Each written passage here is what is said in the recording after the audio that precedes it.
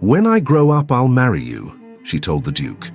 18 years later, they met again at the turn of the year welcome back. If you're here, it means you couldn't let them go. Neither could I. Subscribe if you haven't already. This ending will break you open. And comment below, are you team stay or team leave? Let's finish this story together. 3 days after the tea house, January 10th, 1857. Emma sat at her writing desk, staring at blank paper. The morning light filtered through her window, cold and grey. London winter had settled in properly now. Frost on the glass, fog thick enough to taste. The envelope from Beatrice sat beside her, still unopened, still burning with possibility. She'd tried to open it a dozen times. Her fingers had touched the seal, felt the weight of banknotes inside. Freedom, escape, a new life somewhere far from here. All she had to do was take it and go. But her hands wouldn't cooperate. Instead, she found herself writing, not to Beatrice, not to Margaret, to Charles. "My dearest Charles, by the time you read this, I will be gone. And before you blame yourself, before you carry this as another weight on shoulders already too burdened, please know that this choice is mine alone. Beatrice came to me 3 days ago. She told me things you hadn't, about the debts, about the people who will lose everything if you break the engagement, about the choice I'm forcing you to make simply by existing in your world." Emma's hand trembled. Ink dripped onto the page, a small black stain like a wound. "She offered me money to leave, enough to start over somewhere else. Somewhere you'll never have to see me and remember what you're sacrificing. I haven't decided yet if I'll take it, but I know I need to go. Not because I don't love you. God, Charles, I love you so much it feels like dying. I love you the way I loved you at 7, completely, impossibly, without reservation. I love you more now, knowing what that love costs, but that's exactly why I have to leave. You told me once that you'd rather have 6 weeks of something real than a lifetime of wondering what if. And you were right. These weeks have been the most real, most alive, most honest days of my entire life. But I can't be the reason you fail. Can't be the reason hundreds of people lose their homes. Can't be the woman who made you choose between love and honor, because I know which one you'll choose. You'll choose honor. You always do. And it will destroy you. So I'm making the choice for you. I'm leaving. I'm releasing you from whatever promise you think you made me. I'm setting you free."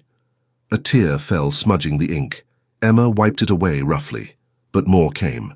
"When you marry her, and you will marry her, Charles, because you're good and noble and too bound by duty to do otherwise, I want you to know something. That kiss on the bridge, that moment when the world was just us, that was real. That was truth. And nothing, not duty, not distance, not time, can make it less than what it was. You asked me once if I'd remember, and I told you I would. I'll remember everything.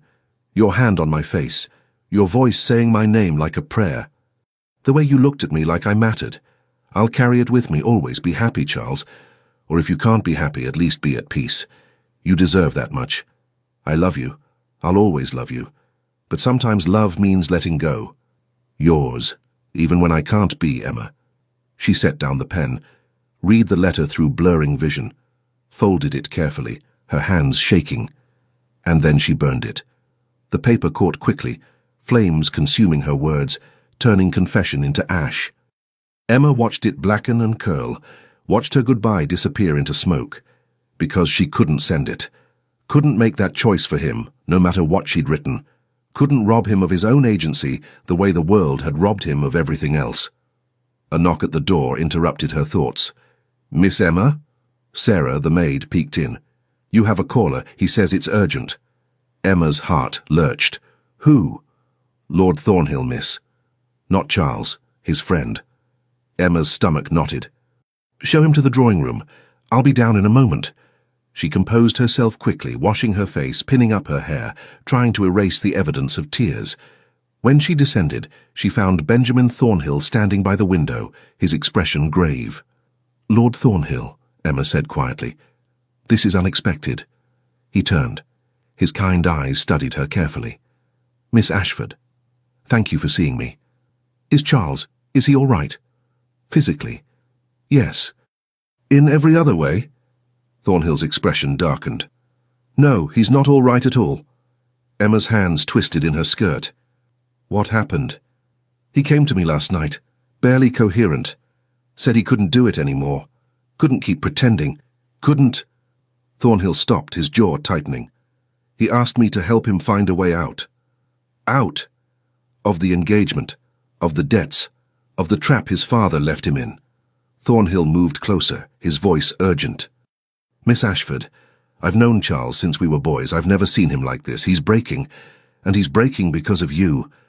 The words hit like a physical blow. Emma stumbled back slightly, catching herself on a chair. I didn't mean... I never wanted... I know. Neither of you wanted this. But here we are. Thornhill's expression softened.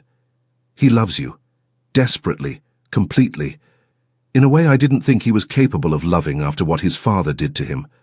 That doesn't change reality, Emma whispered. Love doesn't pay debts, doesn't feed tenants, doesn't... What if it could? Emma looked up sharply. What? What if there was another way? A solution that didn't require him to marry Beatrice? Hope, dangerous, terrible hope, sparked in Emma's chest. That's not possible. The debts are too large. The dowry is the only... Is it? Thornhill pulled a document from his coat. I spent the last 3 days investigating the Winterbourne finances. And I found something interesting. He spread the paper on the table. Emma leaned forward, scanning the columns of numbers and names. What am I looking at? The debts, or more accurately, where the debts came from. Thornhill's finger traced a line of entries. Charles's father was a gambling man, but he wasn't just losing at cards. He was being cheated, systematically, by the same group of men for over a decade. Emma's eyes widened. That's fraud, yes. Which means the debts aren't legally enforceable, or at least not all of them. Thornhill looked at her intently. If we can prove the fraud, we can challenge the debts, reduce them significantly, maybe even eliminate some entirely. And then Charles wouldn't need the Harrington dowry. He could break the engagement without destroying everyone who depends on him. Emma's heart hammered. Does he know about this? Not yet. I only confirmed it last night. I'm telling you first because... Thornhill hesitated. Because I need to know if you're willing to fight for him. What? If I give Charles hope, if I show him a way out, he'll take it. He'll break the engagement. He'll fight for you. But Miss Ashford... His voice turned serious. Society will crucify him for it. Beatrice and her family won't go quietly. There will be scandal, gossip, years of rebuilding his reputation. I know. And he'll do it anyway. For you. Because he loves you more than he fears their judgment. Thornhill stepped closer. But I need to know if you love him enough to stand beside him through that. Through the whispers and the closed doors and the long, slow climb back to respectability. Because if you're going to leave anyway, if you're planning to take Beatrice's money and disappear, then I won't tell him. I'll let him marry her and at least have the cold comfort of duty fulfilled. Emma stared at him, at the document on the table, at the possibility laid out before her like a gift and a test. She told you, Emma said quietly, about the money. She told Charles, yesterday, bragged about it actually, said she'd solved his little problem for him. Thornhill's expression turned disgusted. He nearly destroyed his study when he heard. I've never seen him that angry. Emma's breath caught. He knows I met with her. He knows she offered you money to leave. He doesn't know if you took it. I didn't. Then why is he convinced you're gone? The question hung in the air, accusatory and desperate. Because I was considering it, Emma admitted, her voice breaking. Because she was right about one thing. I'm making everything harder for him. Every day I stay, every moment we steal, it just makes the inevitable goodbye more painful. Or, Thornhill said gently, it makes the fight worth fighting. Emma closed her eyes, felt tears slip down her cheeks. I don't know if I'm strong enough for this. Neither does he, but maybe, just maybe, you're strong enough together. Thornhill picked up the document, folding it carefully. I'm going to Charles tonight. I'm going to show him this, give him hope. And then he's going to come to you. Tomorrow, probably. Maybe tonight if he can't wait. What do I tell him? The truth, whatever that is for you. Thornhill moved toward the door, then paused. But Miss Ashford, Emma, before you decide, ask yourself one question. What question? What would 7-year-old Emma want you to do? He left before she could answer. Emma stood alone in the drawing room, her reflection ghostly in the window glass. Outside, London moved on, carriages and pedestrians and the endless machinery of society. She thought of that little girl in the garden, the one who'd taken a sad boy's hand and promised to marry him, the one who'd believed in impossible things. What would she want? Emma already knew the answer. She'd want Emma to fight. Night fell. Emma couldn't eat, couldn't sleep, couldn't do anything but pace her room and wait. Thornhill said Charles would come, tomorrow, or maybe tonight. She needed to be ready, needed to know what she'd say when he appeared at her door, hope and desperation written across his face. Stay or go, fight or flee, love or duty. The same choice she'd been circling for weeks, except now there was a third option. A narrow, dangerous path between the two extremes. Stay and fight, together. Emma moved to her drawer, pulled out Beatrice's envelope, the seal still unbroken. For a moment she held it, felt the weight of the easy choice. Then she walked to the fireplace and threw it in. The envelope caught immediately, flames devouring Beatrice's bribe, turning her certainty to ash. Emma watched it burn, feeling something shift in her chest. Not quite courage, not quite peace, but something like determination. When Charles came, and he would come, she'd be ready, ready to tell him the truth, that she loved him too much to run, that she'd fight beside him, no matter the cost. That 7-year-old Emma had been right all along. Some promises were meant to be kept. The knock came at midnight. Emma was still awake, standing at her window, when she heard it, soft, urgent, insistent. She flew down the stairs, not caring that she was in her nightgown and robe, that her hair was loose, that propriety demanded she wake a servant first.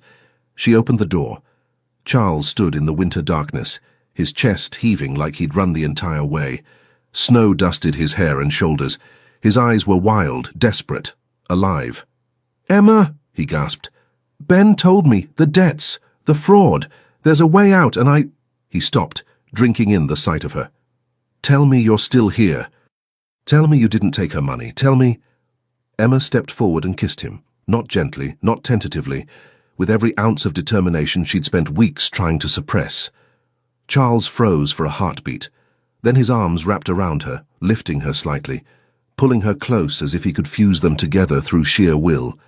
The kiss was desperate and honest, and tasted like snow and second chances. When they finally broke apart, both breathing hard, Emma kept her hands on his face. "I'm still here," she whispered. "I burned the money. I'm not leaving. I'm going to fight for you, Charles Blackwood. For us. And I don't care how hard it gets." Charles's eyes closed, a shudder running through his entire body. "Emma, I love you. And I'm not running anymore. The scandal, the gossip, it will be brutal. I know. Beatrice will make our lives hell. I know. It could take years to rebuild. Years of closed doors and whispered insults and— Charles." Emma forced him to look at her. "I don't care. Do you understand? I don't care about any of it. I care about you. Only you." Something in his expression cracked. Years of control, years of duty, years of pretending he was made of stone. All of it shattered. And Charles broke. He buried his face in her shoulder and wept. Great, shaking sobs that came from somewhere so deep they seemed to tear him apart. Emma held him, her own tears falling, her hands gentle in his hair. "I've got you," she whispered. "I've got you. You don't have to be strong anymore. Not with me." They stood like that in the doorway, snow falling softly around them, two broken people holding each other together. And for the first time in 18 years, Emma felt like she'd come home. They moved inside before the neighbors could see, before scandal could spread faster than they could contain it. Emma led Charles to the drawing room, his hand still gripped tightly in hers. He looked wrecked, eyes red, hair disheveled, coat damp with melting snow. Nothing like the controlled Duke she'd seen at the New Year's ball. He looked human. She guided him to the sofa, sat beside him. Neither spoke for a long moment, just breathed, just existed in the same space without pretense. "I'm sorry," Charles said finally, his voice rough, "for falling apart, for—" "Don't apologize." Emma's hand found his face, thumb brushing away the last traces of tears. Don't ever apologize for being honest with me. He leaned into her touch, eyes closing. I've spent so long holding everything in, pretending I was fine, strong, unbreakable. His voice cracked.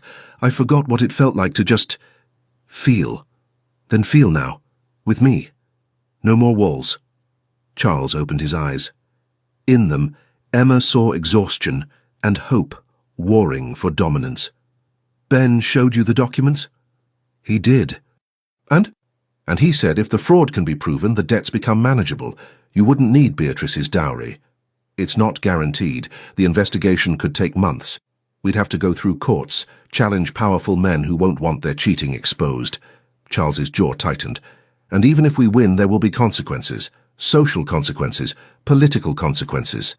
I know. Do you? He turned to face her fully, his expression intense. Emma, if I break this engagement, the Harrington family will destroy me. They have connections everywhere, Parliament, the courts, society. They'll spread rumours, question my honour, make sure every door in London closes in my face. Then we'll go somewhere else. Where? The countryside. I'd be abandoning London society completely. Would that be so terrible? The question seemed to surprise him. Charles stared at her, something flickering in his expression. I don't know. I've never considered it. Of course you haven't. Because you've spent your entire life doing what's expected, what your father demanded, what society requires. Emma took his hand, lacing their fingers together. But Charles, what do you want? Not what's dutiful or honourable or proper. What do you actually want? He looked at their joined hands, at the contrast of her pale skin against his, at the simple, perfect rightness of it. You, he whispered. I want you. I want to wake up beside you. I want to hear your voice first thing in the morning. I want to argue with you about books and watch you work on translations, and grow old knowing that every day you chose to stay. His voice grew hoarse. I want the life we should have had if the world hadn't torn us apart. Emma's chest ached. Then take it. It's not that simple. Why not? Because wanting something doesn't make it right, doesn't make it responsible. And sacrificing your entire life to duty does? Emma's voice sharpened. Charles, listen to yourself. You're so convinced that happiness is selfish that you've forgotten it's possible. You've made suffering into a virtue. That's not fair. Isn't it? Your father spent his whole life miserable. He made everyone around him miserable. And now he's dead, and you're perpetuating his legacy by choosing the same path. Emma squeezed his hand. When does it end? When do you get to choose yourself? Charles pulled away, standing abruptly. He paced to the window, his reflection ghostly in the dark glass. You make it sound so simple, he said tightly, as if love conquers all, as if wanting something badly enough makes it right. I'm not saying it's simple, I'm saying it's worth fighting for. And what happens when the fight costs more than we can pay? When my tenants suffer because I chose my happiness over their security? When my mother loses her home because I broke a contract? He turned, his expression anguished. How do I live with that, Emma? How do I look at those people and tell them I sacrificed their futures for my own? Emma stood slowly. Is that what you think you'd be doing? Wouldn't I? No. She moved toward him, deliberate and steady. So you'd be refusing to perpetuate a system that demands human sacrifice.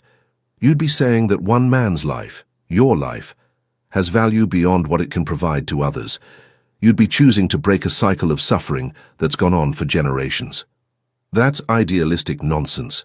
Is it? Or is it truth you're afraid to believe? Emma stopped in front of him, forcing him to meet her eyes. Charles, answer me honestly. If you marry Beatrice, will you be happy?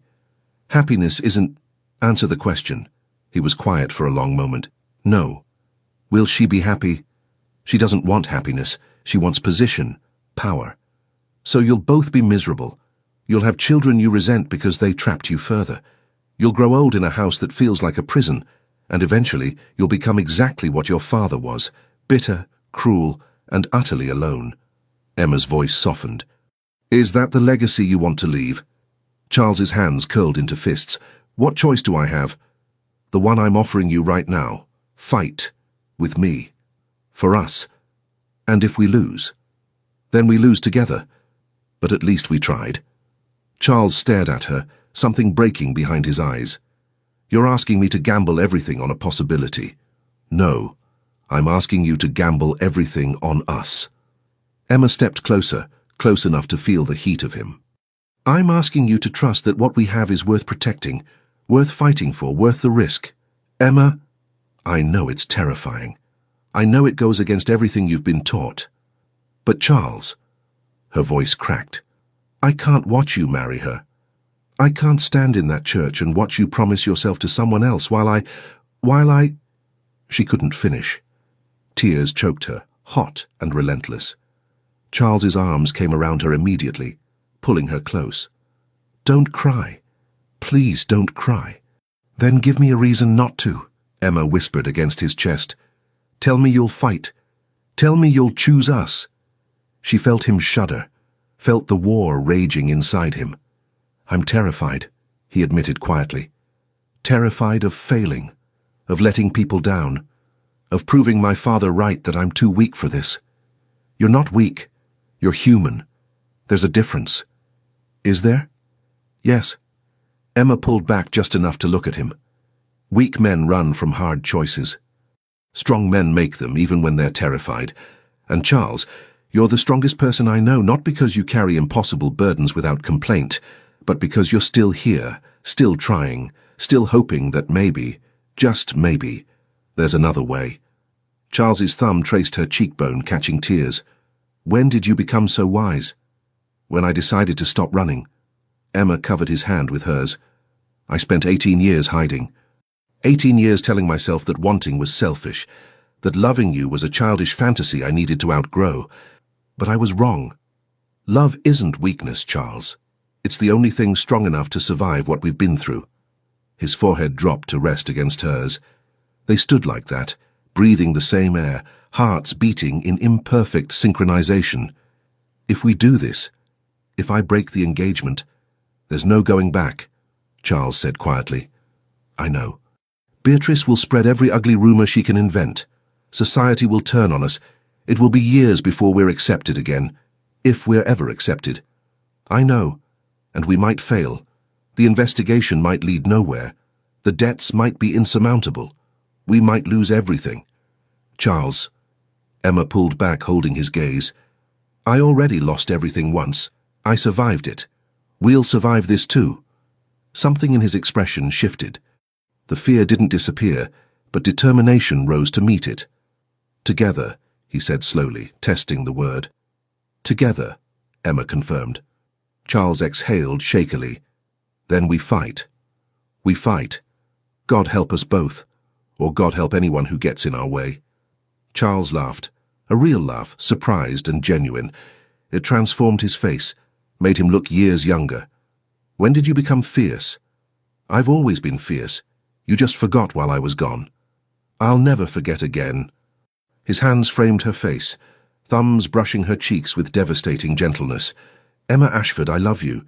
I've loved you since I was 12 years old, and if the world has a problem with that, then the world can go to hell. Emma's breath caught. This was Charles unleashed, Charles without walls, Charles choosing himself, choosing them for the first time in his life. I love you too, she whispered. So much it terrifies me. Good. We'll be terrified together. He kissed her then. Slow and deep and full of promise. Emma melted into him, her hands sliding into his hair, holding him close. This kiss was different from the one on the bridge. That had been desperation and goodbye. This was hope and hello. When they finally broke apart, both breathing hard, Charles rested his forehead against hers. I need to see Ben first thing tomorrow, he said quietly. Start the investigation officially. Hire solicitors. Build a case. I'll come with you. Emma, you don't have to... Yes, I do. We're doing this together, remember? Emma smiled. Besides, I read Latin and Greek. If there are old contracts or documents to translate, I can help. Charles stared at her. You're remarkable. Do you know that? I'm practical. There's a difference. No, you're remarkable. He kissed her forehead gently. And I'm the luckiest man alive. Not yet, but you will be. Emma stepped back reluctantly. You should go. Before someone sees your carriage outside and starts rumors we can't control yet. I didn't bring a carriage, I walked. You walked. In the snow, from Mayfair. I couldn't wait for a carriage to be readied. I needed to see you, to know you were still here. Emma's heart squeezed. Well, you can't walk back, not at this hour. I'll wake the stable boy. He can take you in my cousin's carriage. Emma, don't argue. You're exhausted. You need rest if we're going to war tomorrow. Charles smiled tiredly. When did you start giving me orders? The moment you decided to listen to them. He laughed again, and Emma realized how much she loved that sound, how rare it had been, how precious. They walked to the door together, neither wanting to let go. Tomorrow, Charles said. We start tomorrow. Tomorrow, Emma agreed. He kissed her one more time, quick and fierce and full of promise. Then he was gone, disappearing into the snowy night. Emma stood in the doorway long after the carriage left, her fingers pressed to her lips. They were going to fight, together, and whatever came next, scandal, ruin, or redemption, they'd face it side by side. The 7-year-old girl who'd promised to marry a duke would finally get her wish, just not in any way the world expected. January 11th, 1857. Morning. Charles arrived at the Harrington townhouse at precisely 9 o'clock. Early enough to be insulting, late enough to be deliberate. He'd barely slept, had spent the night pacing his study, rehearsing what he'd say, how he'd say it, preparing for the explosion he knew was coming. But with dawn had come clarity. He was done pretending. The butler showed him to the morning room where Beatrice sat having breakfast, looking perfectly composed in pale pink silk.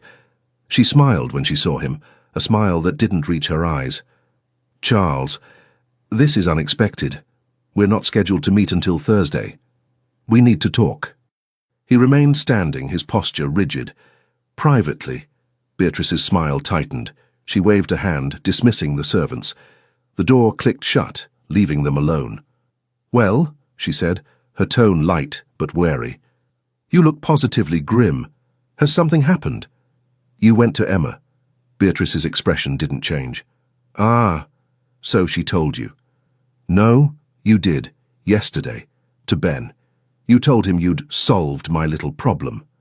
Charles's hands curled into fists. You offered her money to leave. I offered her an opportunity. Beatrice set down her teacup with deliberate care. A chance to start fresh somewhere she wouldn't be reminded daily of what she can't have. I thought it was generous. You thought it was manipulation. I thought it was practical. Beatrice stood, moving around the table toward him. Charles, be reasonable. That girl has no place in your life. She's a distraction, a complication. I was trying to spare you both unnecessary pain. By bribing her to disappear. By offering her a dignified exit. Beatrice's eyes hardened. What did you expect me to do? Stand by while you pined after some childhood fantasy, while you made us both look ridiculous? I never asked you to interfere. You didn't have to. I could see it in your face every time you looked at her, every time you thought I wasn't watching. Beatrice stepped closer, her voice dropping. You're in love with her. Don't insult my intelligence by denying it. Charles met her gaze steadily. I'm not going to deny it. Something flickered in Beatrice's expression, surprise perhaps, or the first hint of genuine emotion he'd seen from her. I see. Beatrice, let me guess. You're here to break the engagement. Her laugh was sharp, bitter. How predictable, the noble Duke sacrificing duty for love. It's positively theatrical. It's not theatrical, it's honest. Honest. Beatrice's voice turned cold. You want honest, Charles. Here's honesty. You're a fool. That girl can't give you what you need. She has no fortune, no connections, no ability to save your crumbling estate. She's pretty, and she makes you feel things, but feelings don't pay debts. The debts are being investigated. Beatrice froze. What? My father's gambling debts. There's evidence of fraud, systematic cheating over years. If proven, many of those debts become void. That's impossible. My father reviewed those ledgers personally. Then perhaps your father should have looked closer. Charles's voice remained calm, controlled. Lord Thornhill is handling the investigation. We have solicitors, witnesses, documentation. It will take time, but the case is strong. Beatrice stared at him, her composure finally cracking. You're serious? You're actually going to do this? Yes. For her. For myself. Charles held her gaze. I should have done this years ago. before we signed contracts, before I let obligation trap me in a life I never wanted, but I'm doing it now. And what about me? Beatrice's voice rose, anger bleeding through. What about my reputation? My family's honor? You think you can just walk away without consequences? I know there will be consequences. I'm prepared to face them. Are you? Because my father has friends in Parliament, Charles. Friends who can make your life very difficult. We can drag out that investigation for years. Tie up your assets. Make sure every door in London closes in your face. Then do it. Charles stepped forward, his own anger finally showing. Threaten me. Destroy me. Do whatever you think you need to do. But I'm done, Beatrice. I'm done with this engagement. Done with pretending I can be what you need. Done sacrificing myself for a marriage neither of us actually wants. Beatrice's breath came fast, her chest heaving. For a moment, Charles thought she might actually strike him. Then her expression smoothed. The mask slipped back into place. You'll regret this, she said quietly. When the scandal hits, when society tears you apart, when that girl realizes the cost of loving you and leaves anyway, you'll remember this moment and regret it. Maybe, but at least I'll have tried. How noble. Beatrice moved to the door, her hand on the handle. Get out, Charles, and don't expect mercy when this all falls apart. My family doesn't forgive embarrassment. Charles gave a slight bow, not mocking but final. Goodbye, Beatrice. He left without looking back. Emma was waiting at Lord Thornhill's townhouse when Charles arrived. She stood as he entered the study, her eyes searching his face. How did it go? About as well as expected. She threatened legal action, social ruin, the usual. Charles moved to her, taking her hands. But it's done. The engagement is broken. Emma's breath caught. Charles, I should feel something, shouldn't I? Regret. Fear. Something. He shook his head. But all I feel is relief. That's not nothing.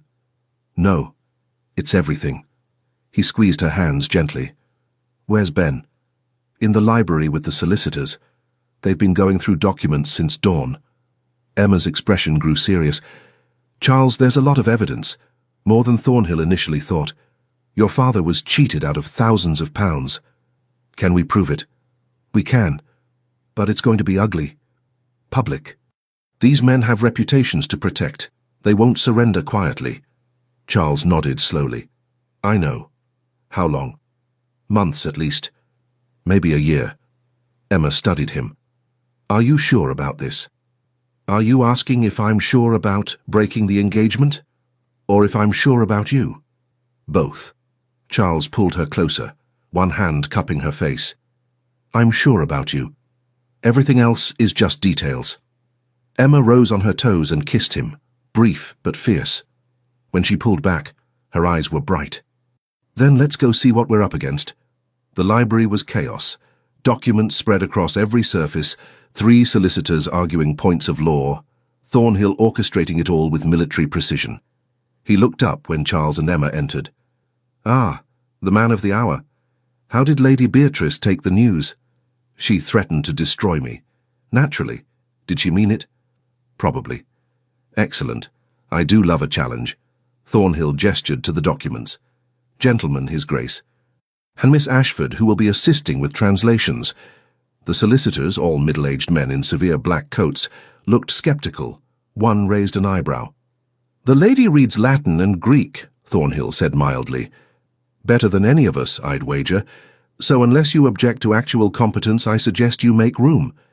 The men exchanged glances but said nothing. Emma moved to the table, her chin high. Charles felt a surge of pride. She belonged here.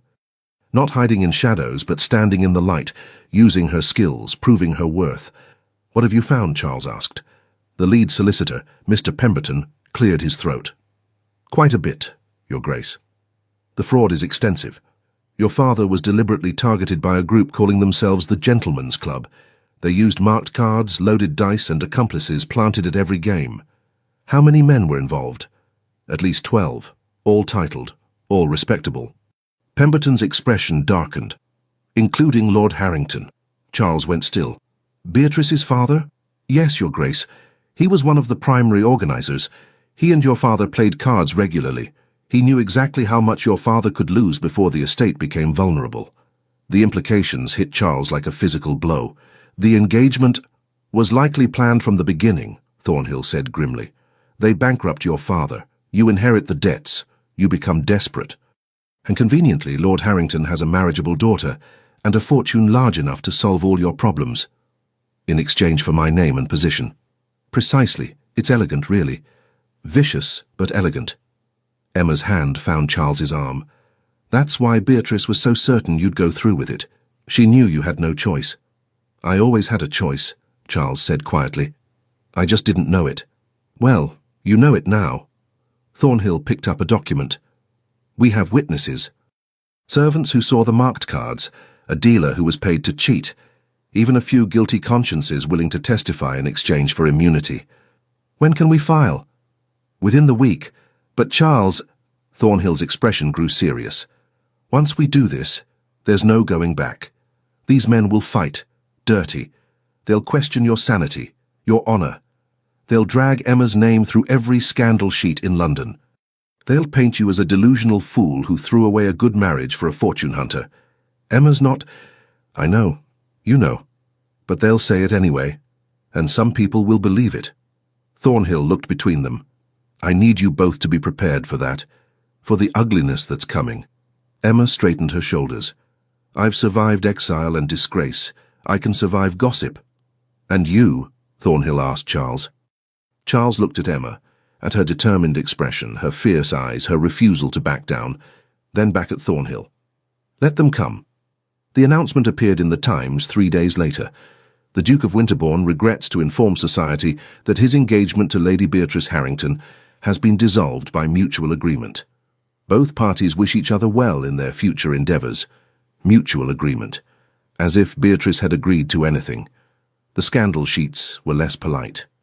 By evening, Emma had been called everything from opportunist to adventurous to significantly cruder terms. Charles was labelled unstable, irresponsible, unfit for his position. And that was just the first day. By the end of the week, invitations had dried up. Friends became scarce. The Winterbourne name, already precarious, became openly mocked. Emma bore it with quiet dignity. She held her head high when walking through markets, ignored the whispers, refused to hide. Charles found her one evening in his library. She'd moved into the dower house with his mother for propriety's sake, but spent her days helping with the investigation. She stood at the window, staring out at the winter gardens. Emma?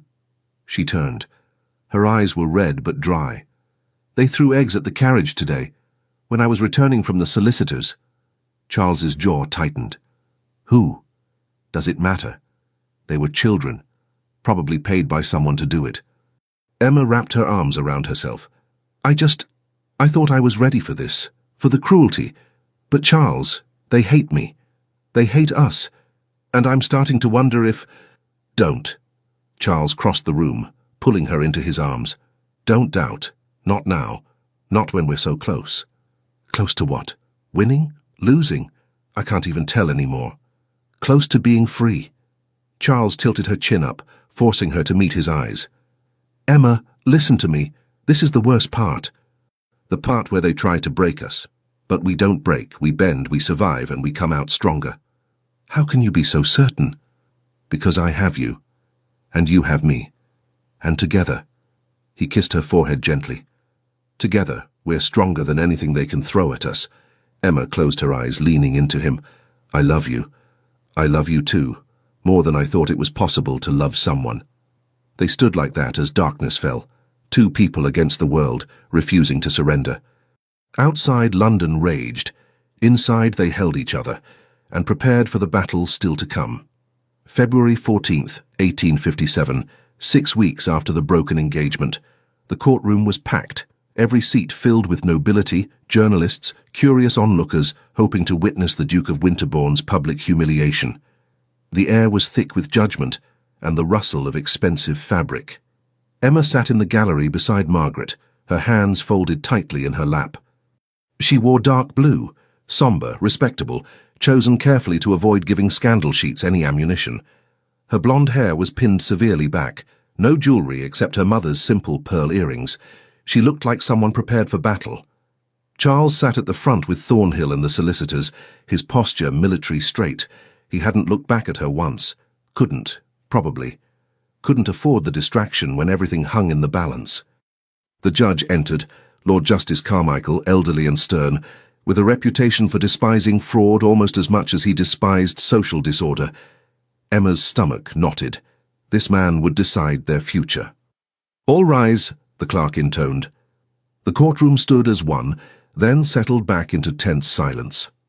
Lord Harrington sat across the aisle with his legal team, 6 barristers to Charles's 3, a show of force meant to intimidate. He looked confident, entitled, like a man who'd never lost anything in his life. Beatrice sat beside him, her face a mask of composed sympathy.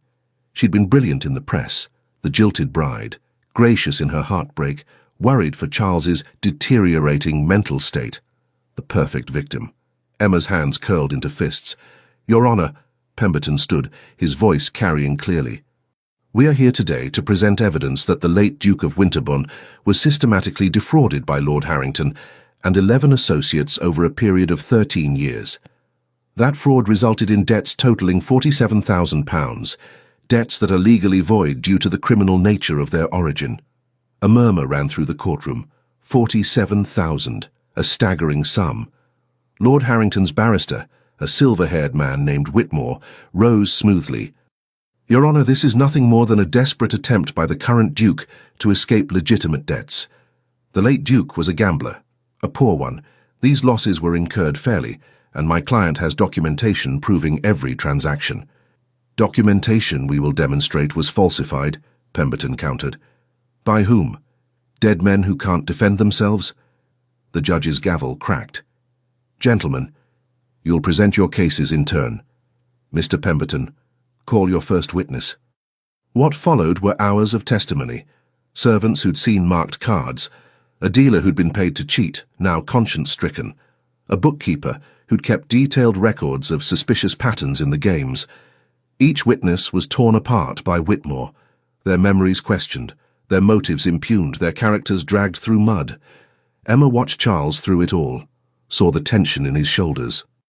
The way his jaw tightened every time Whitmore suggested his father had been simply incompetent, not cheated. By midday, the case looked precarious. The evidence was circumstantial, the witnesses unreliable, and Whitmore was masterful at creating doubt.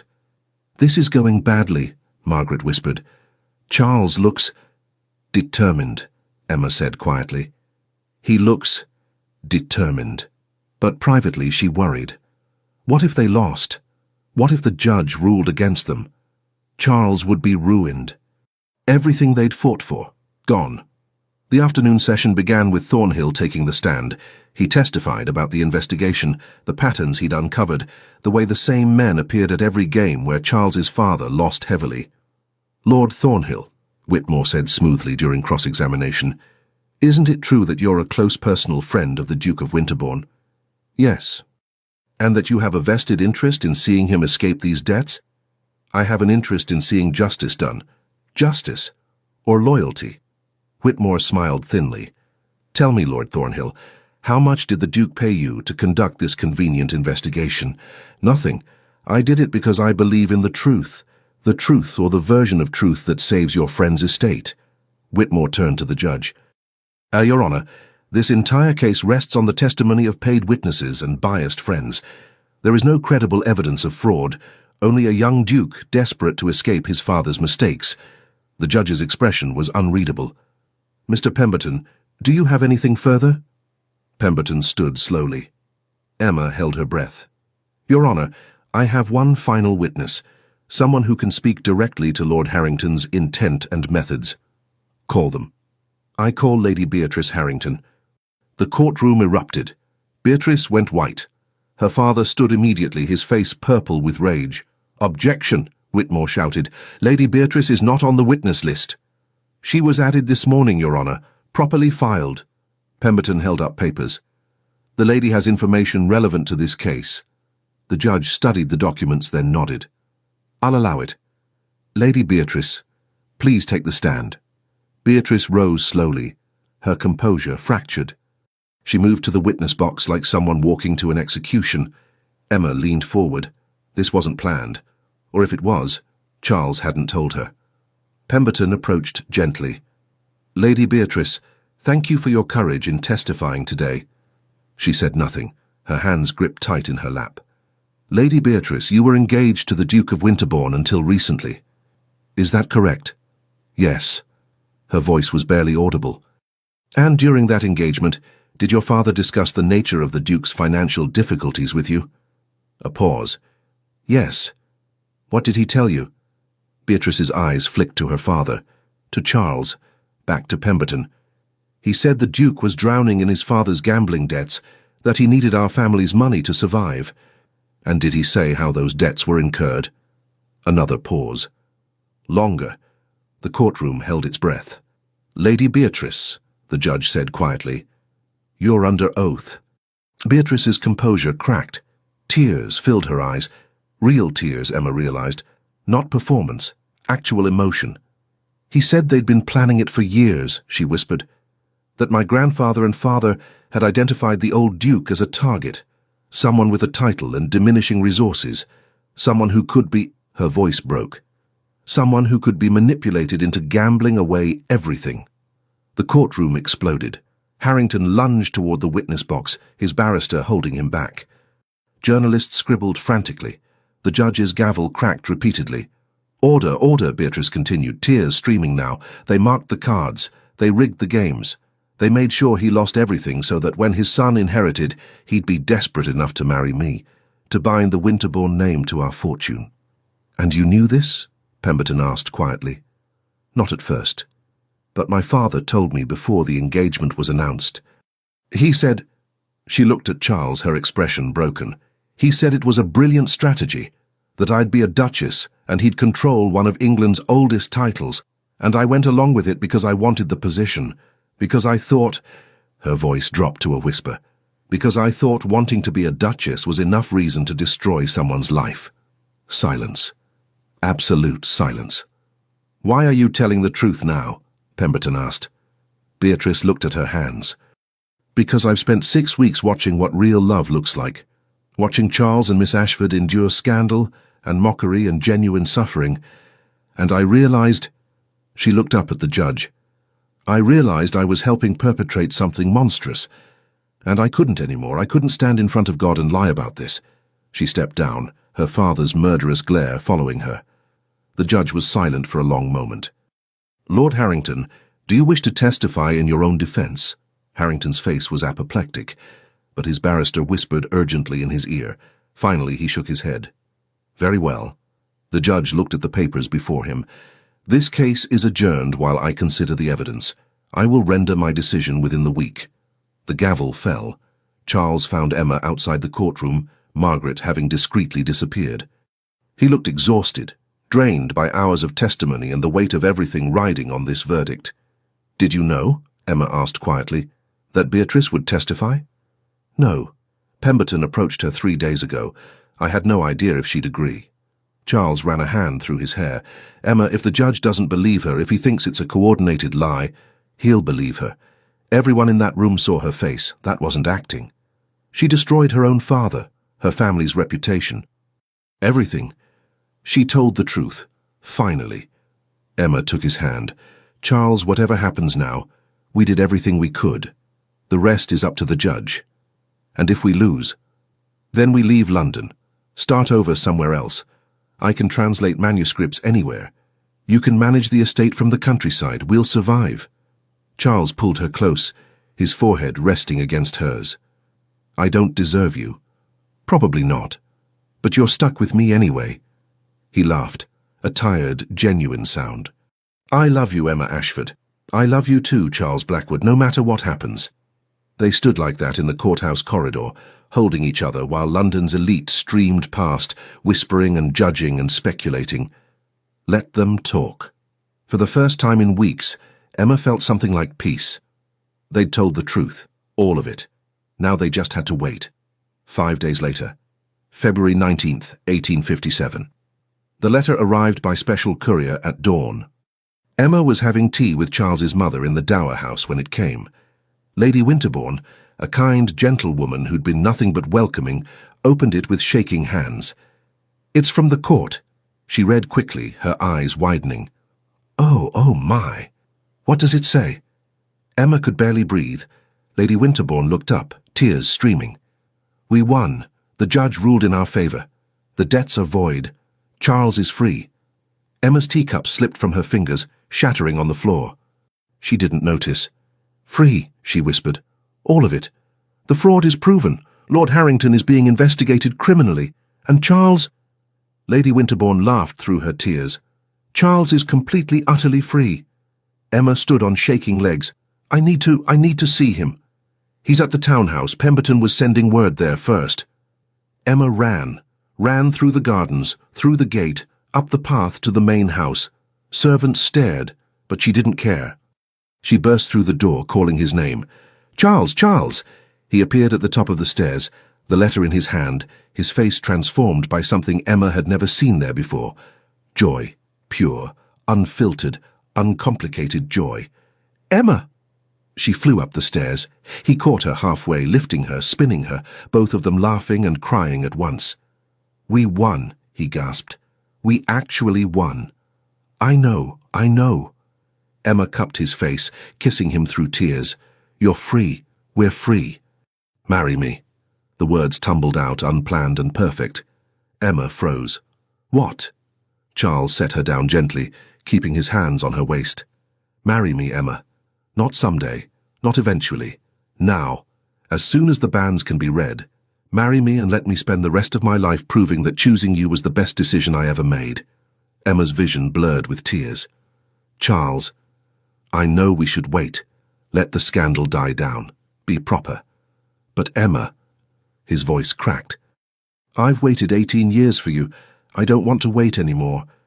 Neither do I. Emma smiled through tears. Yes, I'll marry you. Charles kissed her, deep and fierce and full of promise. Kissed her like she was air, and he was breathing for the first time. And somewhere in the townhouse, servants pretended not to notice their duke, kissing his future duchess at the top of the stairs. Finally, doing exactly what his heart demanded. April 1st, 1857. 3 months after the trial. Emma stood in front of the mirror in her wedding dress, hardly recognizing herself. The gown was ivory silk, simple but elegant, with long sleeves and a modest neckline trimmed in Brussels lace. Her blonde hair was arranged in soft curls, woven through with white roses. No diamonds, no ostentation, just quiet beauty. Margaret stood behind her, fastening the final button. You look like a dream. I feel like I'm going to be sick. That's normal. Every bride feels that way. Even brides who are marrying dukes they've loved since they were 7. Especially them. Margaret squeezed her shoulders gently. Emma, you're allowed to be nervous. This is the biggest day of your life. Emma stared at her reflection. In 6 hours, she'd be the Duchess of Winterbourne. Would take vows in front of God and society. Would bind her life to Charles's forever. The thought should terrify her. Instead, she felt nothing but certainty. I'm ready, she said quietly. Are you sure? Because we can still... No. Emma turned, taking her cousin's hands. No running, no doubts. I'm marrying him, Margaret. Today. And every day after.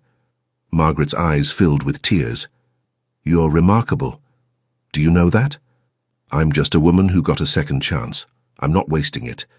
The ceremony was small, held at Winterbourne Hall's private chapel instead of a London cathedral. After the trial, after the scandal, Charles had wanted something intimate, something real. Emma was grateful. The chapel was centuries old, stone walls worn smooth by time.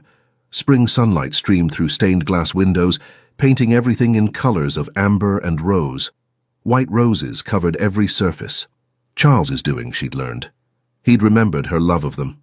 The guests were few, Thornhill, of course, Lady Winterbourne, Margaret, a handful of friends who'd stood by them through the worst of it. Charlotte Pembroke sat near the front, dabbing at her eyes with a handkerchief. No one from London society, no curiosity seekers, no scandal sheets, just people who loved them. Emma stood at the back of the chapel, her arm linked with Lord Thornhill's. He'd offered to give her away when he'd learned her father was long dead, her mother remarried and estranged. Nervous, he whispered. Terrified. Good. Means it matters. He smiled kindly. Ready? Emma looked down the aisle. Saw Charles standing at the altar in his dress uniform, dark blue coat with gold buttons perfectly fitted, his posture military straight. His dark hair was combed back, his expression serious. And then he turned, saw her, and his entire face transformed. The seriousness melted into something raw and vulnerable, and utterly overwhelmed. His eyes went wide. His breath caught visibly. And Emma realized with stunning clarity, he couldn't believe she was real. Couldn't believe this was happening. After 18 years of searching, after weeks of fighting, after everything they'd survived, she was here, walking toward him, about to become his. Emma felt tears prick her eyes. She blinked them back, smiling. The organ began, something classical and beautiful. Thornhill squeezed her arm gently. Let's get you married. They walked down the aisle slowly. Emma barely saw the guests, the flowers, the ancient stone walls. All she saw was Charles. The way he watched her approach like she was something miraculous. The way his hands gripped each other behind his back, knuckles white with restraint. The way his eyes never left hers. When they reached the altar, Thornhill placed Emma's hand in Charles's. His palm was warm, slightly damp. He was nervous too. The realization steadied her. They faced the priest together, an elderly man with kind eyes who'd known Charles since childhood. Dearly beloved, he began, we are gathered here today to witness the union of Charles Edmund Blackwood, Duke of Winterbourne, and Emma Catherine Ashford in holy matrimony. The words washed over Emma. She heard them distantly, but all her focus was on Charles. On the way, his thumb traced circles on the back of her hand. On the way, his breathing matched hers. On the way, he looked at her like she was the only person in the world. Marriage is not to be entered into lightly, the priest continued, but reverently, deliberately, and in accordance with the purposes for which it was instituted by God. Emma thought about those purposes: companionship, support, love.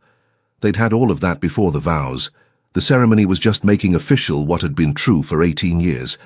Charles Edmund Blackwood, the priest said, do you take this woman to be your lawfully wedded wife, to have and to hold from this day forward, for better, for worse, for richer, for poorer, in sickness and in health, to love and to cherish, till death do you part? Charles's voice was steady, clear, absolute. I do. Emma Catherine Ashford, Thrin. Do you take this man to be your lawfully wedded husband, to have and to hold from this day forward, for better, for worse, for richer, for poorer, in sickness and in health, to love and to cherish, till death do you part? Emma looked into Charles's eyes, saw everything they'd survived reflected there, the pain, the separation, the fight, the love that had endured it all. I do. Charles exhaled shakily, relief flooding his face. The rings, please. Thornhill stepped forward with 2 simple gold bands. No diamonds, no ostentation. Just solid, enduring gold. Charles took Emma's ring, his hands trembling slightly as he slid it onto her finger. With this ring I thee wed. With my body I thee honour. And all my worldly goods with thee I share. His voice cracked on the last words. Emma squeezed his hand, anchoring him.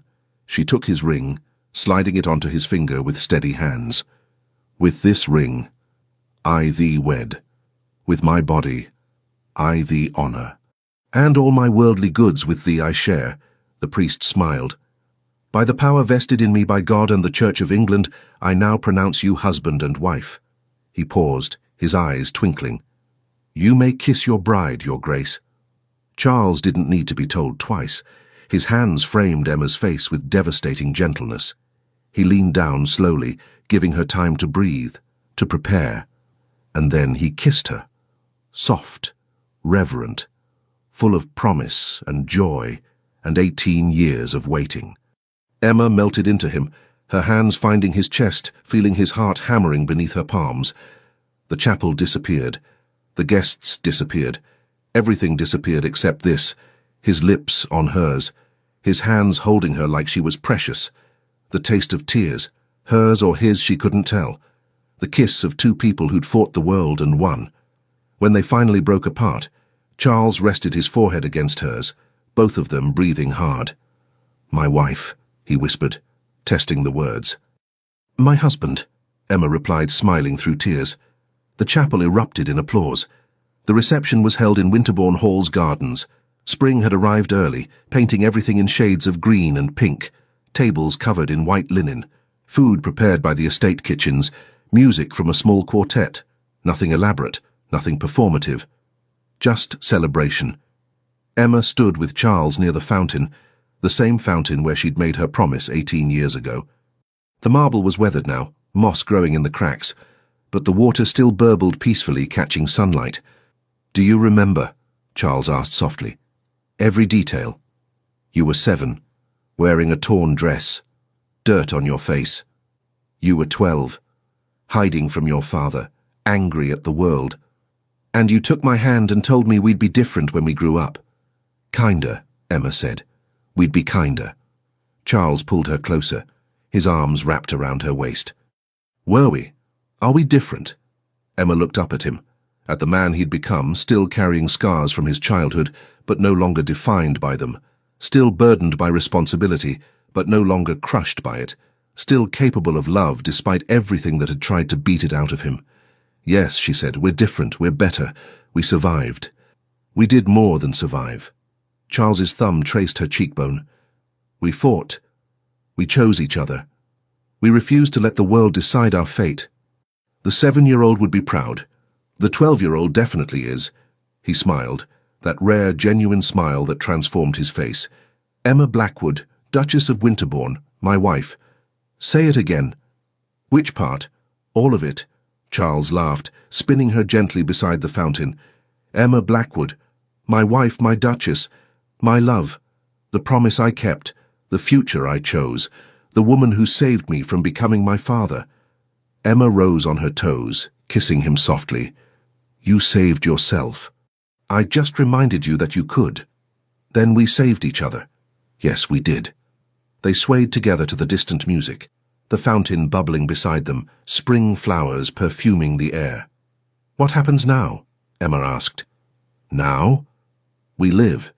Charles pulled back to look at her. We wake up tomorrow and the next day and the day after that. We argue about books. We translate manuscripts together. We manage the estate. We host dinners for the few friends who stood by us. We ignore London society until they come crawling back, and eventually, his hand moved to rest gently on her stomach. Eventually, we fill this house with children who grow up knowing they're loved, who never doubt their worth, who understand that duty matters, but so does joy. Emma's eyes filled with tears. That's a beautiful future. It's our future. The one we fought for. Worth it. Every second, every tear, every moment of fear. Charles kissed her forehead. I'd do it all again, Emma. Every painful moment, because they led me here, to you, to this. Emma buried her face in his chest, overwhelmed by the enormity of what they'd accomplished. They'd beaten fraud, beaten scandal, beaten a society that had tried to keep them apart. They'd beaten everything. I love you, she whispered. I loved you at 7. I love you now. I'll love you until I die. Longer, Charles said. Love you longer. They stood like that beside the fountain as the afternoon faded to evening, as stars began to appear, as their guests slowly departed, leaving them alone in the gardens. 2 people who'd made a promise as children, and kept it as adults, against all odds, against all reason, against everything the world told them was possible. They'd kept their promise, and now they had forever to discover what came next. December 31st, 1857, 1 year after the New Year's ball. Emma stood in the Winterbourne Hall ballroom, Charles's arm around her waist, watching couples dance. The clock approached midnight. A new year was about to begin. So much had changed in 12 months. The scandal had faded, slowly, painfully, but faded nonetheless. A few doors had reopened, a few friends had returned. London society was beginning, just beginning, to accept the Duchess of Winterbourne, who'd once been nothing but an exile. Emma didn't particularly care. She had everything she needed right here. Charles leaned down, his lips brushing her ear. What are you thinking about? How different this year was from last year. Better? Infinitely. Emma turned in his arms. Last year I was terrified, alone, convinced I'd lost you forever. And now? Now I'm home. Charles smiled. The real smile, the one reserved only for her. So am I. The clock began to chime. Midnight. The ballroom erupted in celebration, champagne cheers, the traditional Auld Lang Syne. But Charles and Emma barely noticed. They were too busy kissing, soft and sweet and full of promise, as 1858 began. A new year, a new chapter, a life built on truth and love and promises kept. And in the gardens beyond, the fountain bubbled quietly, waiting for the next 7-year-old, the next promise, the next love story that would change everything. Thank you for following Charles and Emma's journey. If you loved this story, please like, subscribe and share. Leave a comment telling me what you thought. Did this ending satisfy you? What was your favorite moment? I read every comment. And if you want more romance stories like this, where love survives impossible odds and promises made in childhood come true, let me know. I'll keep writing them. Until the next story, remember, some loves refuse to die quietly. Some promises are worth keeping. And sometimes, just sometimes, the world bends for people brave enough to fight. This has been When I Grow Up, I'll Marry You. Part 2, The Choice. Thank you for staying until the end.